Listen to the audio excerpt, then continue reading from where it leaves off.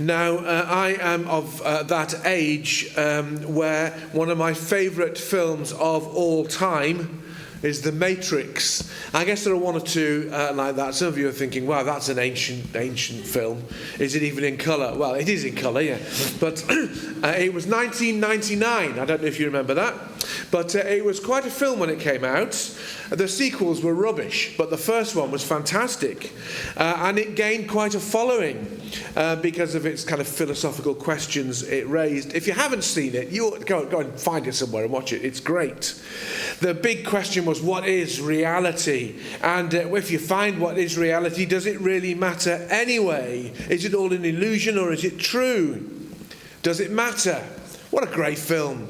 Great questions to be answering. One of my children's favourite films was even older, but it's one of their favourite films anyway, and that was E.T. You remember E.T.? Yeah, all the older people are nodding their heads, the younger people are saying, what? They're all thinking about Marvel stuff, aren't they? Extraterrestrial. Here was an extraterrestrial character separated from his culture and came to Earth and just couldn't really fit in, and despite his many magical and wonderful powers, he couldn't survive and had to go home. You'll remember that, E.T., Go Home. And then, I don't know if you know what it was for a while, the top grossing movie of all time was. Until, I think last year when there was one of the Marvel things beat it. It was Avatar. Anybody see Avatar? Yes. Very interesting film. It made $2.8 billion. That's amazing from one film, isn't it? And I have to say, I didn't like it very much, but lots of people did. It was about some kind of gamer. Is that right? Russell, tell me. It was some kind of gamer that got stuck in an alternative world, and I don't know, fell in love with. So there's always a love interest, isn't there? Anyway, that's Avatar. Watch it if you like, but the other two are much better. The question is, what do all those films that are very, very, very popular, what do they all have in common? A theme that is common across many of Hollywood's films. It is this: the clash of two worlds. In The Matrix, it's reality versus not reality, something made up. In E.T., it's E.T.'s kingdom versus the world. In Avatar, it's this computer kingdom versus reality. Two worlds clashing, and usually you find in those movies that those two worlds cannot coexist. They get stuck, they butt up against each other, and all kinds of problems result, and that's what makes for a great movie, isn't it? Now, it might sound like it's a great idea, and it is, but it's certainly not a new one. Been around for a very long time. It may surprise you, or may not, to know that there was a man called St. Augustine who lived in the 4th century who wrote a book called The City of God. And what was it about? It was about two worlds that clashed, that didn't come together, and all kinds of conflict resulted. He said this, or he wrote this: there are among men two cities, the city of man and the city of God. The two societies have issued from two kinds of love. Worldly society has flowered from a selfish love which dared to despise even God, whereas the communion of saints is rooted in a love of God. The one lifts up its head in its own boasting. The other says to God, "You, O Lord, are a shield about me, my glory and the lifter of my head," which is Psalm 3, verse 3. It's a Hollywood plot, isn't it? Yeah. Two worlds coming into conflict with each other. And we read about that same theme in this part of John chapter 18. Two completely separate worlds coming together, and the clash that results. Two kingdoms. There's the world of Pilate, and there's the spiritual world of Jesus. Jesus says, doesn't he, "My kingdom is not of this world, and yet he is on trial in this world. We'll also find that the religious leaders are not quite sure which world they're supposed to be in. And that's a bit of a problem. So these two kingdoms interact, the kingdom of the world and the kingdom of God. And the power struggle, we thought about that power struggle a little bit last week. Do go back and listen to last week's sermon if you haven't heard it, because we're building on that theme a bit. And that does lead me to say that all these morning sermons, I've cut them out and put them on a playlist on our YouTube channel. So you can go back and watch just the sermons in preparation for the evening Lent series. So we began to look at the power struggle last week. And even the week before, when Peter strikes the ear of the Roman soldier, that is a clash of worlds. And they're worlds that are in opposition, just as St. Augustine said. One wants to glorify God, the other wants to glorify man. And as we read John's Gospel here, in this section, this passion narrative in John's Gospel, as we read it, the judgment seems to be coming down on the wrong side, doesn't it? That's what makes these passages so hard, so difficult. We read them, and if you're anything like me, you get frustrated. Come on, Pilate, you can do better than that. The judgment's coming down on the wrong side. But underneath it all, we need to remember when we read that, and when we feel like that good is failing, like the kingdom of God is failing here, we need to remember that this isn't some kind of dualistic view in the sense that two equal powers fighting it out. This is a clash of powers where one is infinitely greater than the other. Many pagan worldviews look at the world in terms of a clash of powers, but they think of it in terms of equal powers. It's called dualism. Equal powers fighting against each other. Nobody knows who's going to win, so we have to support one and help it to win. That's paganism. That's not Christianity. In God's economy, the kingdom of God is infinitely powerful. The kingdom of this world is about to be defeated. But the way it's defeated takes our breath away.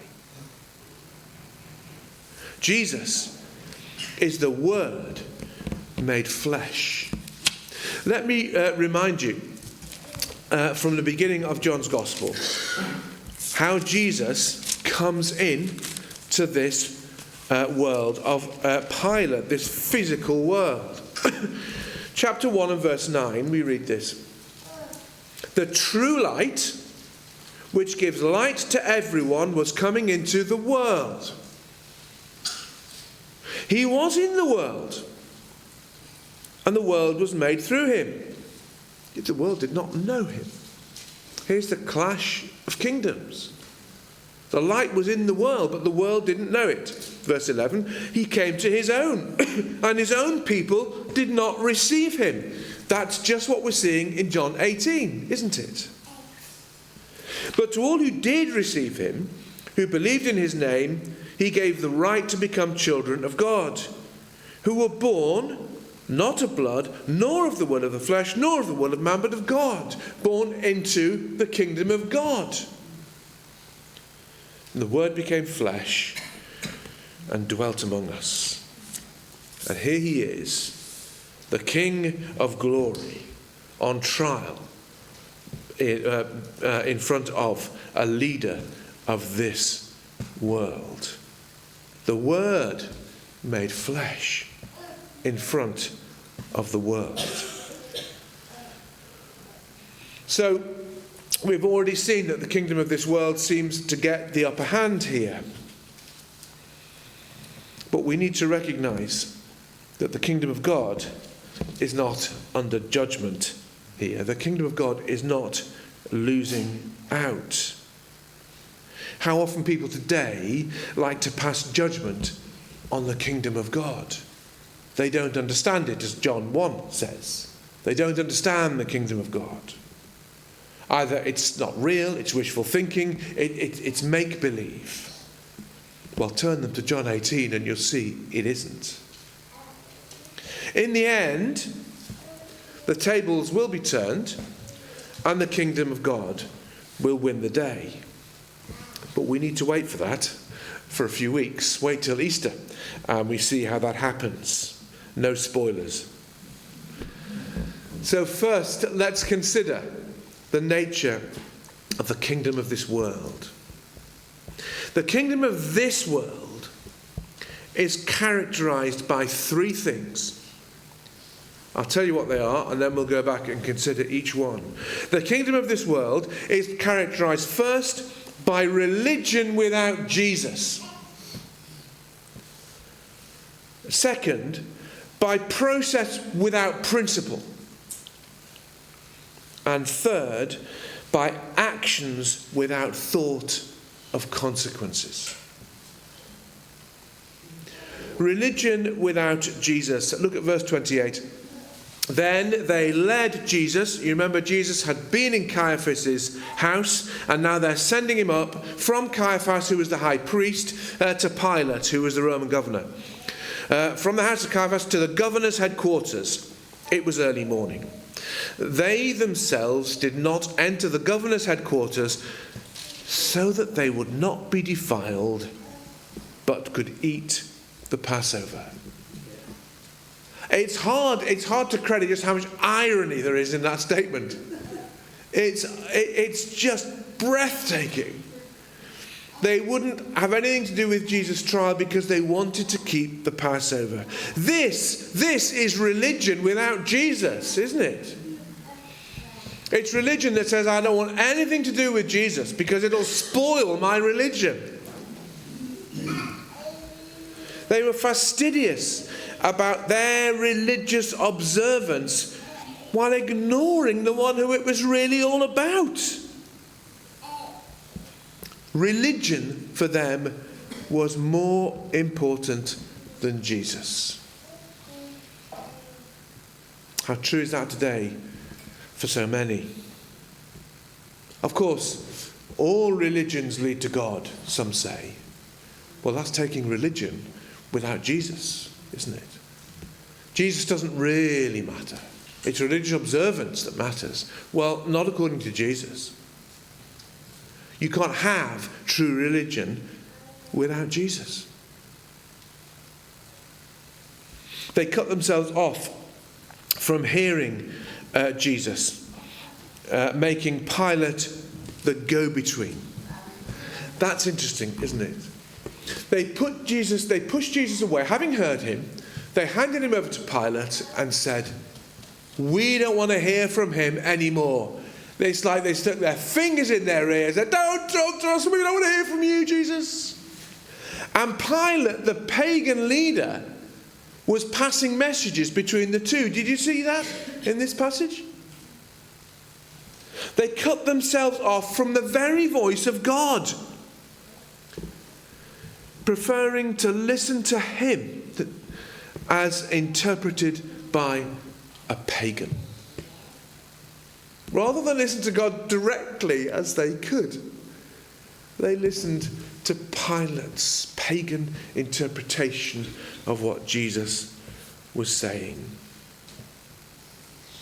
The real irony is that the religious festival, Passover, was actually all about Jesus. The festival they wanted to keep was all about Jesus, yet they pushed him away. It's just incredible, isn't it, to read it? Religion without Jesus. Process without principle. Look down to verse 31. Pilate said to them, take him yourselves and judge him by your own law. The Jews said to him, it's not lawful for us to put anyone to death. Now, I think in the present situation of world politics, I need to remind you that when John uses the term the Jews, it is code for the Jewish leaders who are opposed to Jesus. It cannot mean every Jewish person, because John was Jewish. Jesus was Jewish. It means those leaders who were handing him over, who were opposed to Jesus. What did they want? Do you notice that they want a conclusion without a process? Did you spot that? Judging by your own laws, says Pilate, and the Jews said, no, we're not capable of judging him. We'd like to do that, but we can't execute him. They'd already decided what they wanted to happen. It was a conclusion without a process. A verdict without a trial. To skip consideration of the evidence before passing judgment on Jesus. They'd already decided the outcome they wanted. How many in the kingdom of this world are like that today? I don't really want to look at Jesus. I don't want to consider Jesus because I know I won't like it. I know he's got nothing to do with me, but I won't bother finding out for myself.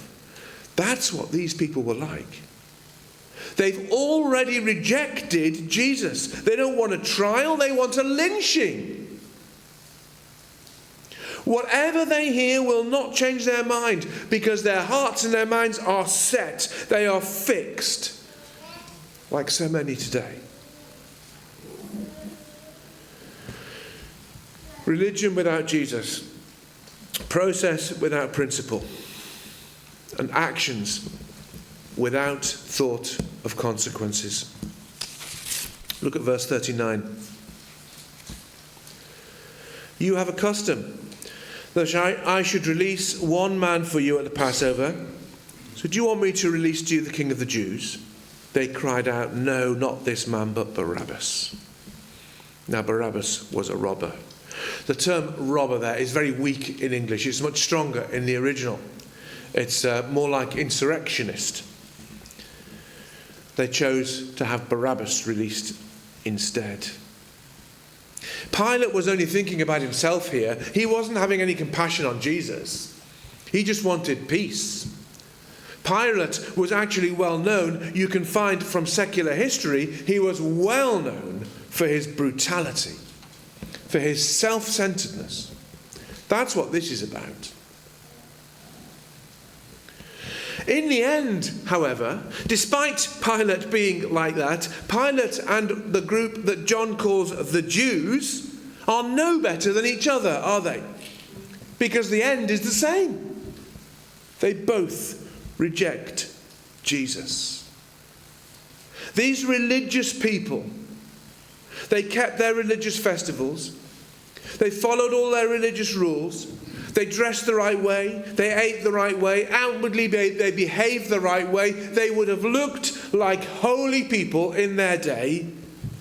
But in the end, they chose Barabbas over Jesus.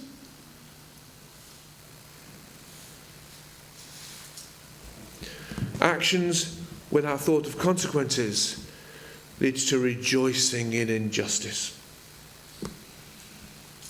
The kingdom of the world, then. Religion without Jesus, process without principle, actions without thought of consequences. What about the kingdom of God? Well, the kingdom of God, it belongs to Jesus. It is based on truth, and it has a place for all who will come. It belongs to Jesus. Verse 36. Jesus answered, my kingdom is not of this world. If my kingdom were of this world, my servants would have been fighting, that I might not be delivered over to the Jews. But my kingdom is not from the world. My kingdom, my kingdom, my kingdom, says Jesus. And we know who Jesus is from John chapter 1, which I read. The Word became flesh. This is the kingdom of God. It's not of this world. It is different from the kingdom of the world. It's not a kingdom that belongs to the religious leaders. Although they thought they owned it, they chose Barabbas over Jesus. It's a kingdom that belongs to Jesus. And it's a kingdom, second, that is based on truth. Verse 37, Pilate said to him, "So are you a king?" Jesus answered, "You say that I'm a king. For this purpose I was born, and for this purpose I've come into the world, to bear witness to the truth. Everyone who is of the truth listens to my voice." The kingdom of God is based on the truth. Yes, Jesus is a king. He is a king, but he's not a king of this world. If he was a king of this world, the rulers would soon disappear. They'd soon be defeated, because he's greater than they are, but this world is not his kingdom. His kingdom is far better, infinitely better. It's based on truth. Jesus is the truth. He's already said that, hasn't he? In chapter 14, I am the way, the truth, and the life.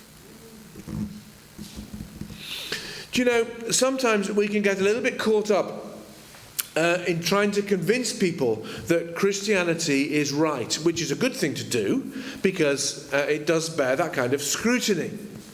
But we can have all kinds of fancy arguments to prove that it's right.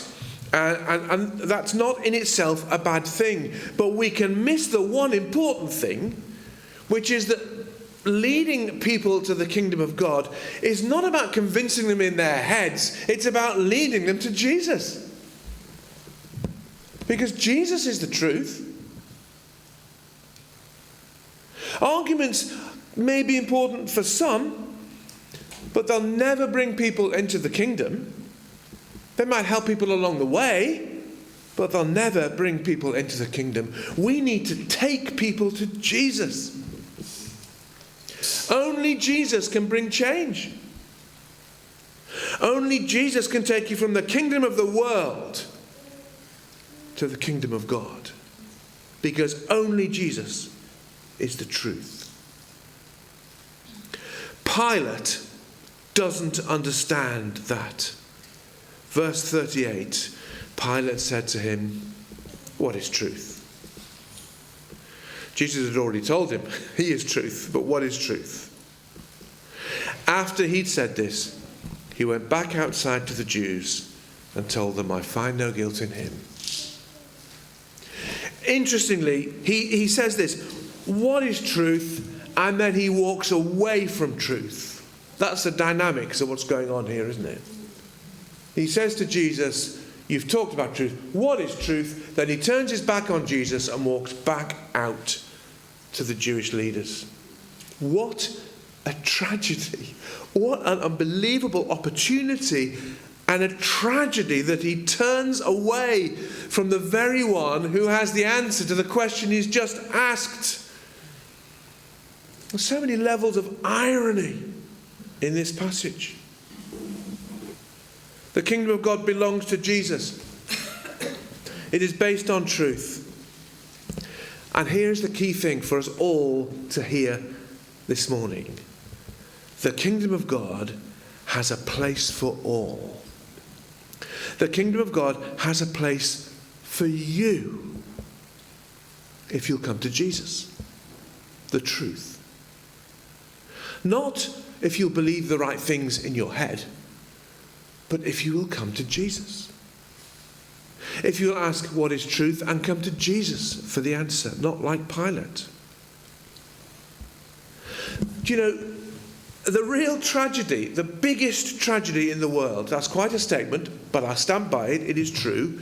The biggest tragedy in the world today is that most people choose to live without Jesus. It really is. Preferring this corrupt, rebellious, decaying world, because that's where they feel more at home. Because they themselves are corrupt and rebellious against God. They feel more at home, as Pilate did, and they turn away from Jesus rather than turning to him. What has Jesus' kingdom got to do with them? What's it got to do with me? I'm quite happy where I am. One commentator says this: when we say that Christ's kingdom is not of this world, what we're really saying is that Christ's kingdom is of heaven, and therefore has an even greater claim over us than do the earthly kingdoms we know so well. Over these is Christ, and we flout his kingship not merely at the peril of our fortune and lives, but at the peril of our eternal souls. See, whether you choose to turn to Jesus in this life, you will meet him in the next. And if you trust him in this life, when you meet him in the next, it will be with open arms, and you'll say, how fantastic finally to see Jesus in glory. But if you don't know him in this world, when you meet him in the next, it will be a different story. So this passage tells us of two kingdoms, doesn't it? One of those kingdoms is characterized by hatred, lies, jealousy, hypocrisy, arrogance, all those things we see in the world. The other of those kingdoms is characterized by truth, justice, love, humility, and Jesus. The question really at the end of this passage is this: which kingdom would you rather live in? Where would you rather be? If you need to spend some time thinking about that after this service, please do. Don't go away if your mind is still unsure after what I've been saying. The side chapel is over there. You can go there. You can have some time on your own. If you want somebody to go with you, take them with you. But the opportunity is there for all.